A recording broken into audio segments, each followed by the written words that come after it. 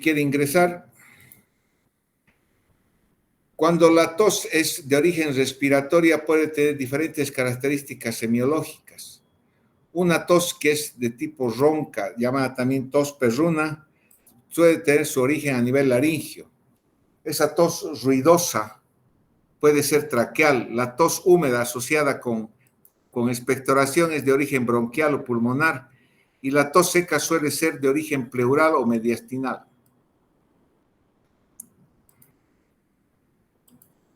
Van a disculpar, pero a mí me dijeron que la clase era de 6 a 7. Quería hacer clases presenciales, pero no se puede hacer.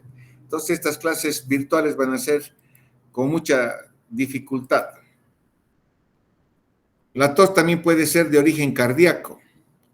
Esa tos de origen cardíaco aumenta con el esfuerzo y disminuye con el reposo. El paciente cardíaco suele presentar siempre disnea, una sensación de falta de aire que vamos a ver más tarde cuáles son las características semiológicas. Puede ser una tos de origen mediastinal que es seca y persistente. La tos de origen a nivel de procesos de la laringe se asocian con trastornos de la voz. La voz se hace ronca, bitonal, hay una sensación de cosquilleo a nivel de la garganta. Hay disfonía o directamente hay afonía. La tos traqueal, también parecida a la tos laringea, pero no tiene cambios de voz, porque la irritación está más abajo, no está a nivel de las cuerdas vocales, y es de característica perruna. Hay una sensación de opresión, de dolor retroesternal, ardor retroesternal, y puede tener poca expectoración.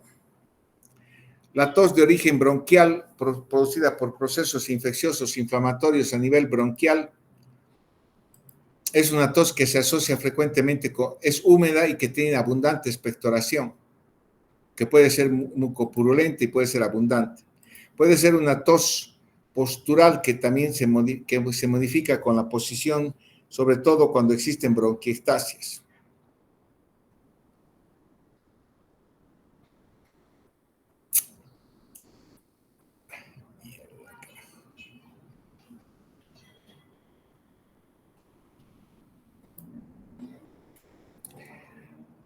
La tos de origen a nivel pulmonar también es una tos parecida a la bronquial, húmeda, con expectoración abundante, fétida, amarilla, verdosa. Se presenta en la tuberculosis, en la neumonía, en las bronquiectasias.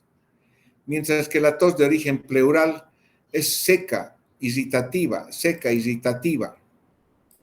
no se asocia con expectoración. Puede tener asociado de un dolor pleurítico, ese dolor intenso, agudo, que se presenta de tipo pungitivo, que se llama puntada de costado. Aparece durante la inspiración y el paciente evita toser, evita moverse porque está con mucho dolor.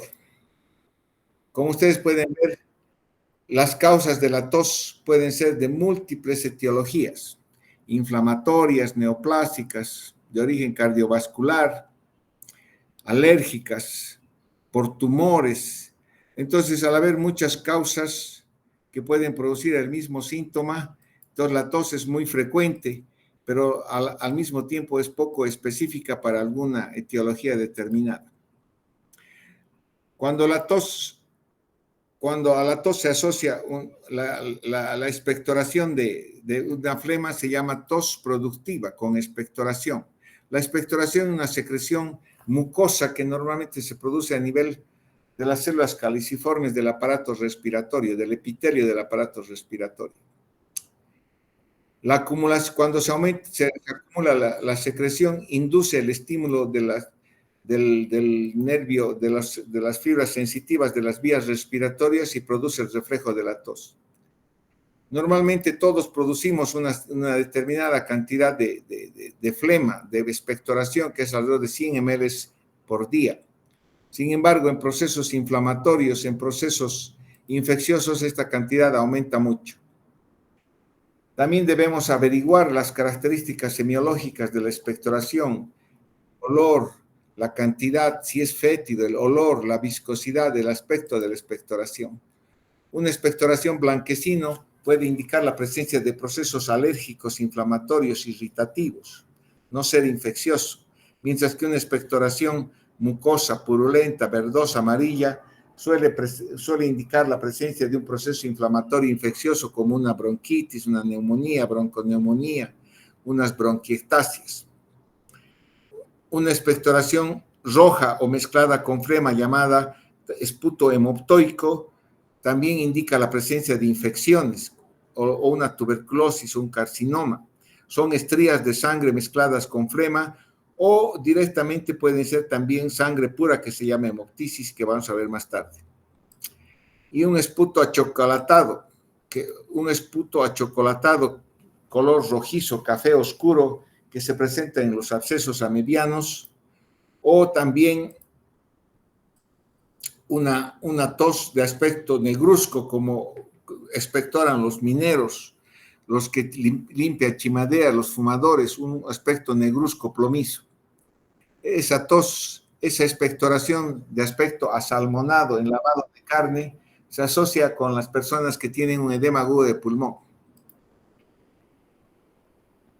Eso es la expectoración. Puede haber también una salida de sangre que se llama hemoptisis. Es la expulsión que procede del aparato respiratorio. La salida de sangre sin mezcla, sin secreción, en diferentes cantidades, una sangre rutilante con burbujas, que está precedida con tos y sin restos alimentarios, porque hay que diferenciarlo de lo que es la hematemesis. La hematemesis es la salida de sangre que se origina en el aparato gastrointestinal y está asociado con náuseas, con vómitos, y está asociado con antecedentes de problemas digestivos. Mientras que la hemoptisis se asocia con tos y con antecedentes de enfermedad respiratoria. Hay que diferenciar también de la epistaxis, que es la sangre procedente de la nariz. Debemos diferenciar lo que es el esputo hemoptoico de lo que es la hemoptisis. El esputo hemoptoico es aquel esputo, aquella secreción purulenta que tiene estrías de sangre, es rumbroso. Es una sangre mezclada con expectoración, con pus. Mientras que la hemoptisis es la salida de sangre pura, roja, rutilante, que puede volverse oscura con coágulos después de 24 o 48 horas. La hemoptisis se puede clasificar de acuerdo al volumen que uno expectora. Obviamente, el problema de la hemoptisis es que al salir la sangre de algún lugar del parénquima pulmonar, puede inundar todo el árbol tráqueo-bronquial y puede producir una obstrucción de la vía aérea, independiente del lugar de donde se origina la hemoptisis. Este es el problema de la hemoptisis. Al producir una obstrucción de la vía aérea, puede inducir una insuficiencia respiratoria severa. De acuerdo a la cantidad que sale de la hemoptisis, puede clasificarse en leve, moderada o severa. Moderada, severa, de 200 a 600 ml por día. Masiva, cuando es más de 600 ml por día, o cuando en un solo episodio elimina más de 200 ml de sangre el paciente, o cuando esta hemoptisis se asocia con un estado de hipotensión, un estado de shock hipovolémico por la pérdida masiva de sangre. La hemoptisis también puede tener diversos orígenes, todos en el árbol respiratorio, en la tráquea por tumores benignos, malignos, en la laringe, traumatismos a nivel de los bronquios por carcinomas, por quiste broncogénica. En el parénquima pulmonar puede estar producido por cáncer primario, absceso pulmonar, la tuberculosis. El 50% de la hemoptisis en esta parte del mundo está asociado a la tuberculosis pulmonar por la presencia de lesiones cavitarias a nivel del pulmón. Otro síntoma importante es la disnea. La disnea es la sensación de falta de aire, la sensación de ahogo. Esta disnea tiene que establecer esa sensación de falta de aire y hay que diferenciar de lo que es la taquipnea, que es el aumento de la frecuencia respiratoria, o la polipnea, que es el aumento del volumen respiratorio, o la hiperapnea, que es el aumento de la frecuencia y el volumen respiratorio.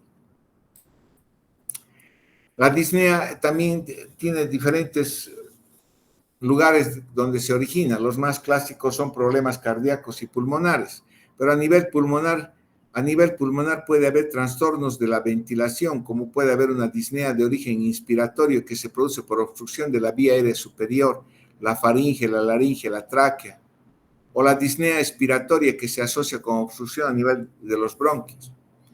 A veces es difícil diferenciar y uno asume que los trastornos ventilatorios producen una disnea.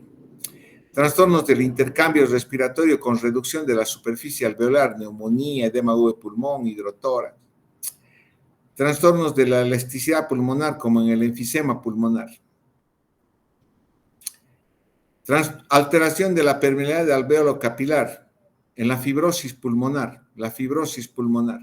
Hay un bloqueo alvéolo capilar, es una disnea inicialmente de esfuerzo que va progresando hasta ser de reposo. O incluso trastornos del volumen torácico, del volumen respiratorio, por sifoscoliosis, por obesidad, elevación del diafragma.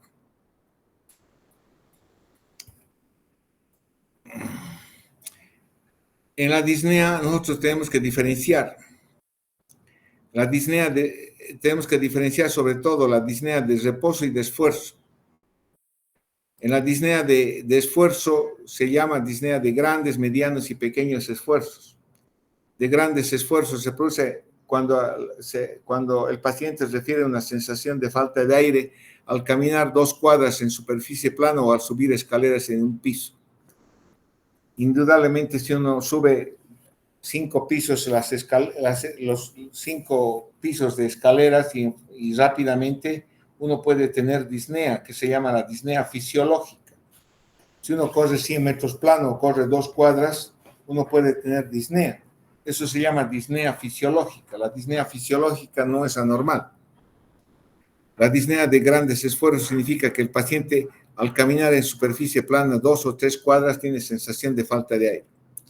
Disnea de medianos esfuerzos se da cuando la sensación de falta de aire se asocia con actividades cotidianas en el domicilio del paciente.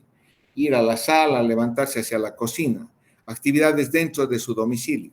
La disnea de pequeño esfuerzo se da cuando se da la sensación de falta de aire con el cuidado personal al bañarse, vestirse, rasurarse, hablar. Estos son los tipos de disnea de esfuerzo que suelen estar asociados a patologías cardíacas.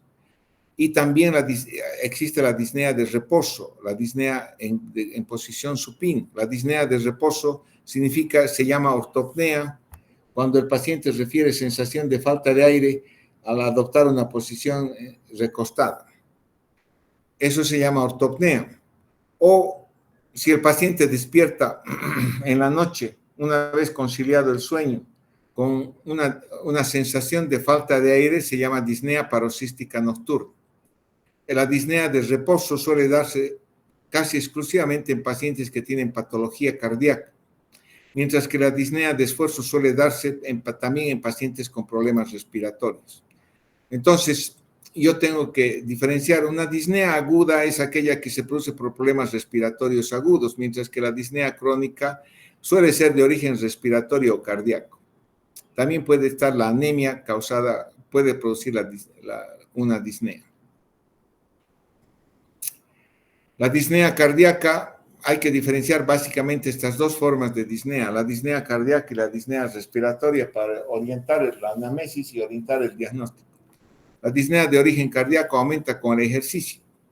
Es una disnea de grandes, medianos o pequeños esfuerzos y también se intensifica en el decúbito. Presenta ortopnea y disnea paroxística nocturna.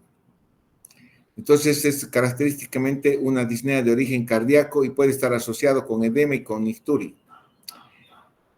Mientras que la disnea respiratoria también se aumenta con la actividad física, pero tiene pocos cambios con la posición. El paciente puede dormir con una sola almohada. La disnea de origen respiratorio se alivia cuando el paciente se echa en la cama.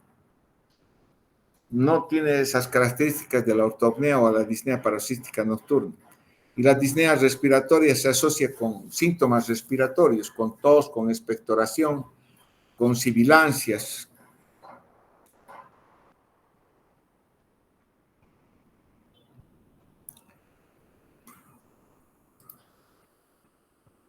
Otros síntomas respiratorios es el dolor torácico.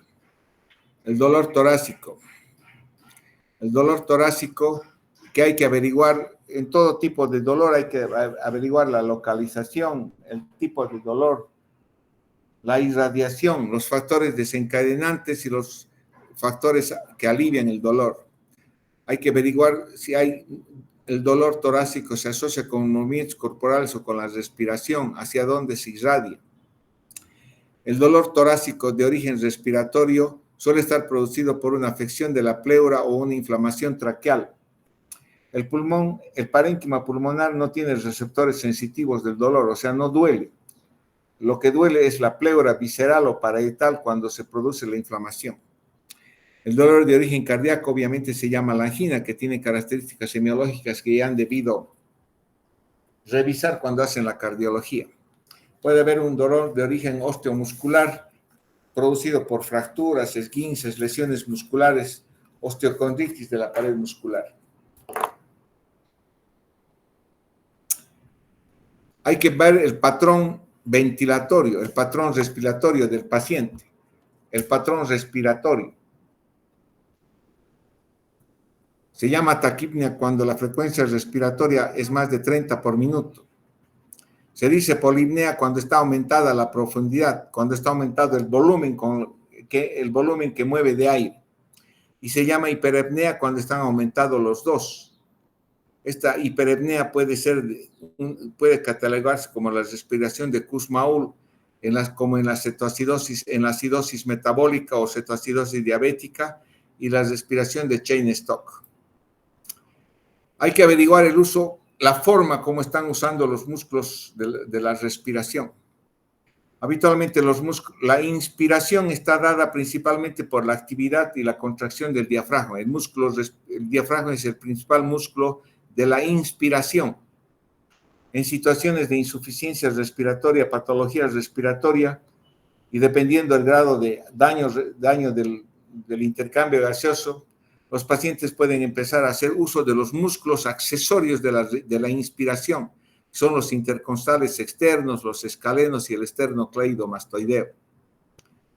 En condiciones normales, la respiración es casi insensible. Uno no sabe que está contrayendo su diafragma, sin embargo, está inspirando en forma periódica y regular. Cuando hay uso de los músculos accesorios, uno debe examinar al paciente y esto nos permite valorar el trabajo ventilatorio. Si nosotros estamos usando los músculos accesorios, quiere decir que el trabajo ventilatorio ha aumentado y ese paciente está haciendo mayor esfuerzo y puede terminar en insuficiencia respiratoria. Debo averiguar si hay aleteo nasal, si hay tiraje supraesternal, supraclavicular, retracción intercostal, si el paciente se apoya sobre una superficie dura para tener una superficie rígida que le permita respirar. La presencia de estos signos de aumento del trabajo ventilatorio son signos de insuficiencia respiratoria severa. Y más todavía, cuando nosotros tenemos una respiración paradojal, o sea, hay una incoordinación tóraco-abdominal, eso significa que el diafragma tiene fatiga muscular. Y esto es un signo ominoso, es un signo que indica una insuficiencia respiratoria severa. En condiciones normales, la inspiración, el diafragma se aplana hacia el abdomen.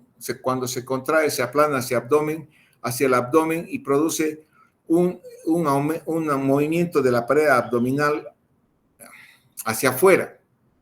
Mientras que cuando existe fatiga muscular, el diafragma deja de contraerse, ya se cansa. Entonces actúa como un elemento que no ejerce contracción. Entonces, en inspiración durante la fatiga diafragmática, hay un aumento del diámetro de la caja torácica y la pared abdominal se mueve hacia adentro. Es como si estuviera jalando el abdomen hacia el tórax. Y eso se llama respiración paradojal. Es un signo ominoso de insuficiencia respiratoria. Hay que también averiguar, además de los músculos inspiratorios, el uso de los músculos expiratorios. En condiciones normales, la expiración es un movimiento pasivo. y está relacionado con las características elásticas del pulmón y de la caja torácica. Cuando ustedes estiran un elemento elástico, se elonga el elemento elástico. Cuando dejan de estirar ese elemento elástico, se relaja y vuelve a su posición normal. Entonces, eso sucede con el pulmón. En condiciones normales, el pulmón se aumenta de tamaño por la contracción del diafragma durante la inspiración, pero por sus características elásticas, una vez que deja de contraerse el diafragma, se produce la relajación de ese elástico llamado pulmón y da origen a la expiración, que es un movimiento pasivo. Mientras que cuando existe obstrucción bronquial, entonces uno debe forzar la salida del aire.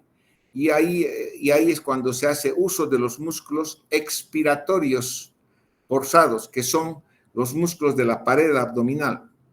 Cuando el individuo está contrayendo los músculos de la pared abdominal durante la expiración, significa que está teniendo un proceso de obstrucción bronquial, porque tiene que forzar la salida del aire. Entonces es importante valorar el patrón ventilatorio. La cianosis es un signo semiológico muy tardío. Significa que ya el individuo está con una cantidad muy baja de oxígeno y la cantidad de hemoglobina reducida es más de 5 gramos. Indudablemente, cuando un paciente con una condición aguda está con cianosis, quiere decir que ya está a punto de hacer un paro cardíaco. La acropaquia. La acropaquia son cambios que se dan en el transcurso de años a nivel de la uña y la falange distal de los dedos. Hay un agrandamiento de la parte distal de los dedos. Pérdida del ángulo ungueal. Normalmente nosotros tenemos un ángulo entre en la raíz de las uñas. Las uñas adquieren una concavidad que se llama uñas en vidrio de reloj y se produce una hipertrofia de la falange distal, que se llaman dedos en palillo de tambor. La combinación de estos dos elementos se llama hipocratismo digital.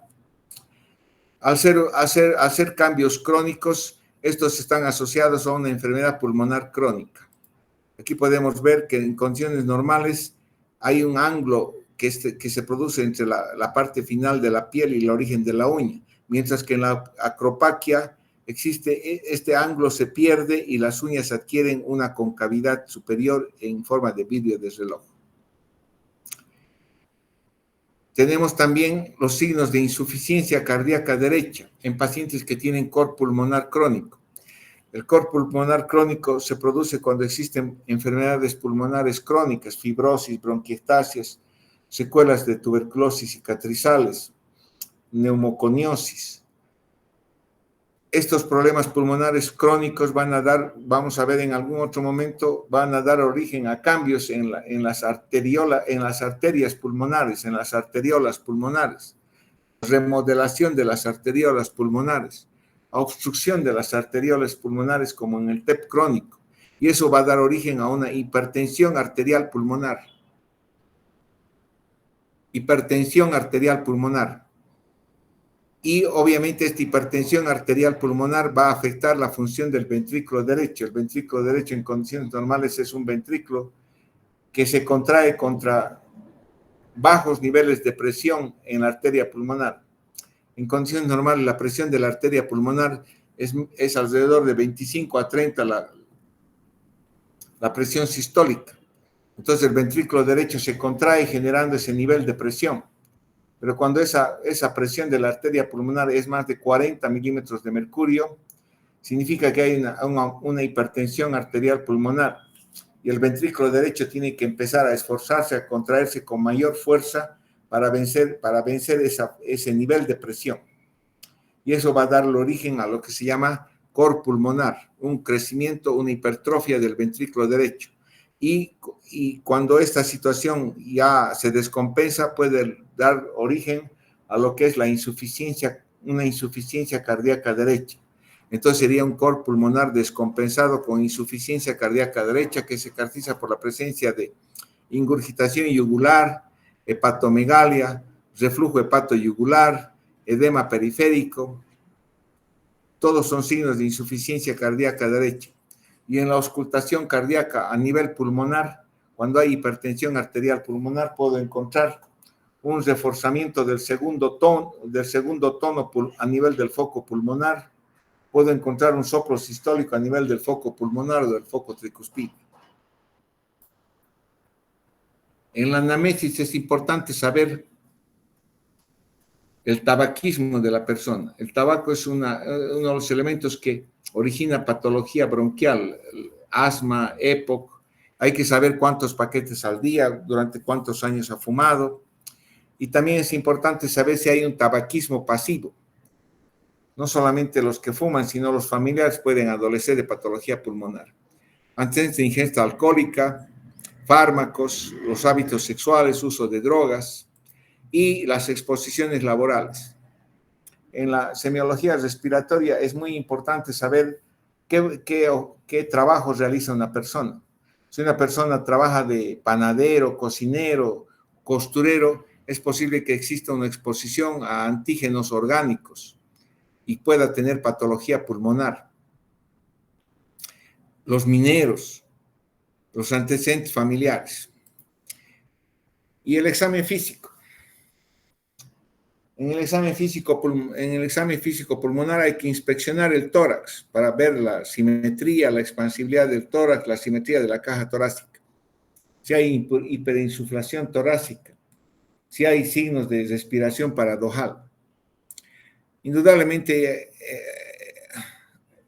a estas alturas de la vida nadie palpa ya a los pacientes, nadie toca a los pacientes por motivos de salud, por motivos de higiene. Entonces, la auscultación es importante. En la palpación uno antes buscaba el frémito, que es la transmisión de las vibraciones vocales. Actualmente la transmisión de las vibraciones vocales se realiza con el estetoscopio, tratando de identificar si hay broncofonía, que es un aumento de la transmisión de las vibraciones vocales, o si hay egofonía, que es una disminución de la transmisión de las vibraciones vocales. La percusión es un sonido que tienen que ustedes acostumbrarse a hacer para poder determinar la normalidad, pero en la percusión uno busca si hay un aumento de la sonoridad que se llama timpanismo o hay una disminución de la sonoridad que se llama matidez, que indica que hay líquido o hay una condensación del parénquima pulmonar. En la auscultación, al mismo tiempo que se analizan la transmisión de las vibraciones vocales, uno escucha el ruido respiratorio, llamado murmullo vesicular, ruido respiratorio, que es un ruido respiratorio suave y homogéneo que está relacionado con la entrada del aire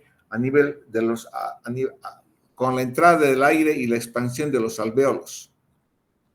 Es homogéneo, es normal en condiciones normales. Puede haber ruidos anormales que se originan en diferente nivel del aparato respiratorio. En la vía aérea respiratoria superior, los ruidos anormales se llaman el estridor, que es un ruido agudo que se produce durante la inspiración. A nivel del árbol bronquial, en la tráquea, los bronquios de primer y segundo orden, puede haber roncos o sibilancias. Son ruidos agudos como silbidos. En el parénquima pulmonar se busca la presencia de estertores o crépitos, que es sinónimo, es lo mismo, o la presencia de un soplo tubárico. Y a nivel de la pleura buscamos lo que es el frote pleural.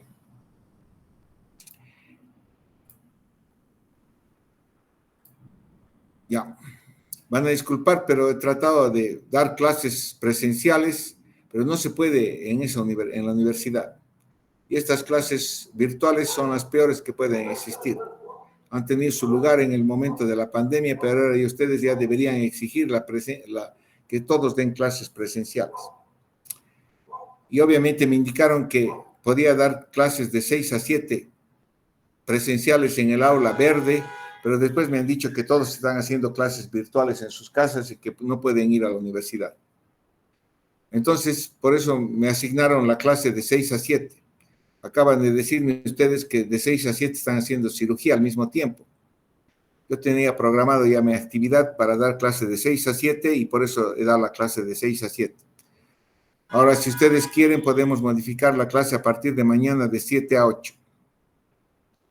o seguimos de 6 a 7 como ustedes deseen.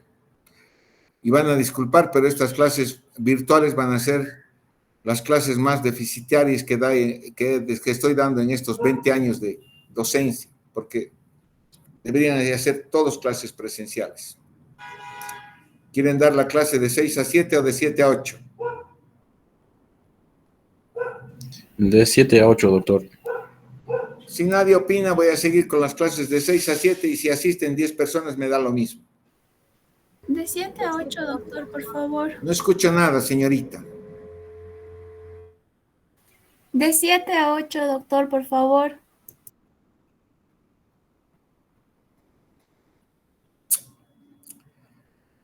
Voy a aumentar mi volumen, señorita.